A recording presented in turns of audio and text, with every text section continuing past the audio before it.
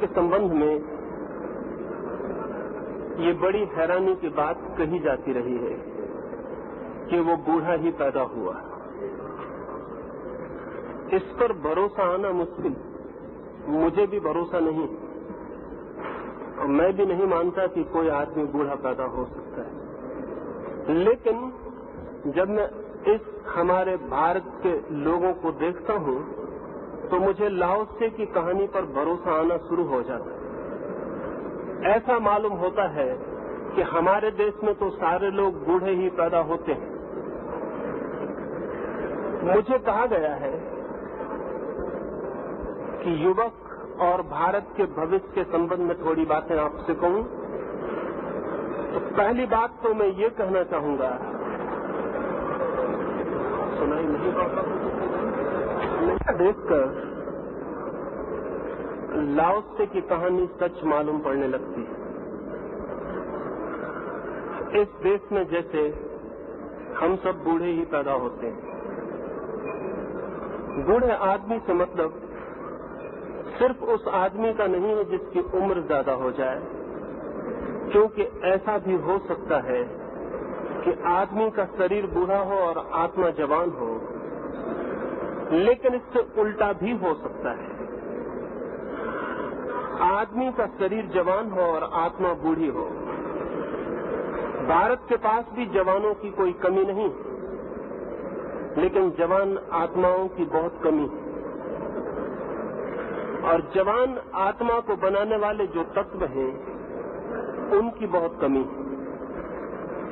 चारों ओर युवक दिखाई पड़ते हैं, लेकिन युवक होने के जो बुनियादी आधार हैं, उनका जैसे हमारे पास बिल्कुल अभाव है।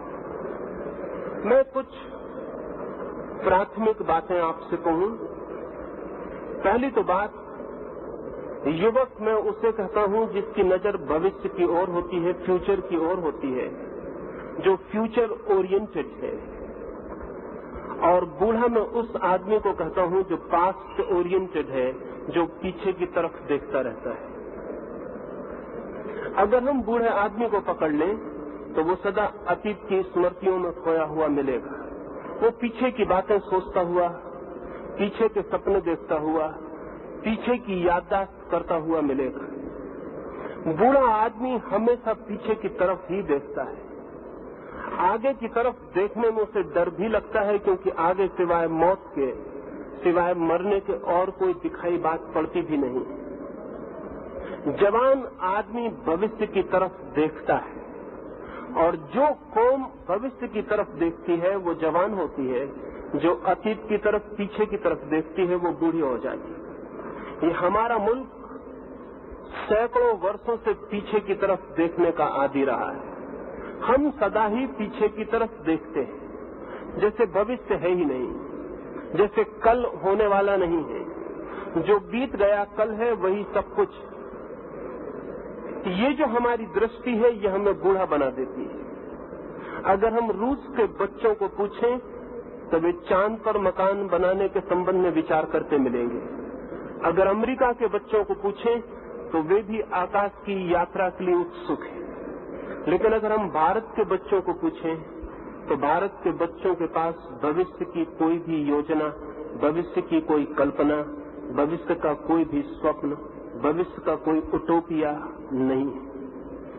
और जिस देश के पास भविष्य का कोई उटोपिया न हो, वो देश भीतर से सड़ना शुरू हो जाता है और मर जाता है। भविष्य जिंदा रहने का राज, भविष्य के कारण ही आज हम निर्मित करते हैं, भविष्य के लिए ही आज हम जीते और मरते हैं। जिनके मन में भविष्य की कोई कल्पना खो जाए, उनका भविष्य अंधकारपूर्ण हो जाता है। लेकिन इस मुल्क ने न मालूम किस दुर्भाग्य के क्षण में भविष्य की तरफ देखना बंद करके अतीत की तरफ ही देखना तय कर रखा है। हम अतीत के ग्रंथ पढ़ेंगे, अतीत के महापुरुषों का स्मरण करेंगे, अतीत की सारी बातें हमारे मन में बहुत स्वर्ण की होकर बैठ गई हैं। बुरा नहीं है कि हम अतीत के महापुरुषों को याद करें, लेकिन खतरनाक हो जाता है अगर भविष्य की तरफ देखने में हमारी स्मृति बाधा बन जाए। कार हम चलाते हैं तो पीछे भी लाइट रखने पड़ते हैं, लेकिन अगर किसी गाड़ी में सिर्फ पीछे ही लाइट हो और आगे लाइट हम तोड़ ही डालें तो फिर दुर्घटना के अतिरिक्त और कुछ भी नहीं हो सकता। गाड़ी में भी रियर व्यू मिरर रखना पड़ता है, एक दर्पण रखना पड़ता है जिसमें से पीछे से दिखाई पड़े, लेकिन ड्राइवर को हम पीछे की तरफ मुंह करके नहीं बैठा सकते। अतीत का इतना ही उपयोग है जितना रियर व्यू मिरर का एक कार में उपयोग होता है। पीछे का भी हमें दिखाई पड़ता रहे ये जरूरी है, लेकिन चलना भविष्य में है, बढ़ना आगे है, और अगर भविष्य की तरफ देखने वाली आंखें बंद हो जाएं तो दुर्घटना के अतिरिक्त और कुछ भी नहीं हो सकता। भारत का 2000 साल का इतिहास एक्सीडेंट्स का, दुर्घटनाओं का इतिहास। इन 2000 सालों में हम सिवाय गड्ढों में गिरने के किन्हीं ऊंचाइयों पर नहीं उठे। गुलामी देखी है, गरीबी देखी है, बहुत तरह की दीनता और बहुत तरह की परेशानी देखी है, और आज भी हमारे पास भविष्य की कोई ऐसी योजना नहीं है कि हम ये सोच सकें कि आने वाला कल आज से बेहतर हो सकेगा। वरन जवान से जवान आदमी से भी बात की जाए तो वो भी यही कहता हुआ मिलेगा कि कल और स्थिति के बिगड़ जाने का डर, रोज चीजें बिगड़ती चली जाएंगी, ऐसी हमारी धारणा है। इस धारणा के पीछे कुछ कारण, हमने अपने उटोपिया को पास्ट ओरिएंटेड रखा हुआ है। इस देश में हमने जो समय की धारणा की है, जो हमारा टाइम ऑर्डर है, वो ये कहता है कि सबसे अच्छा युग हो चुका, अब आने वाला युग बुरा होगा। सतयुग हो चुका, कलयुग हो रहा है, और रोज हम अंधकार में उतरते चले जाएंगे। जो भी अच्छा था वो बीत चुका। राम, कृष्ण, नानक, कबीर, बुद्ध, महावीर, जो भी अच्छे लोग हो सकते थे वो हो चुके।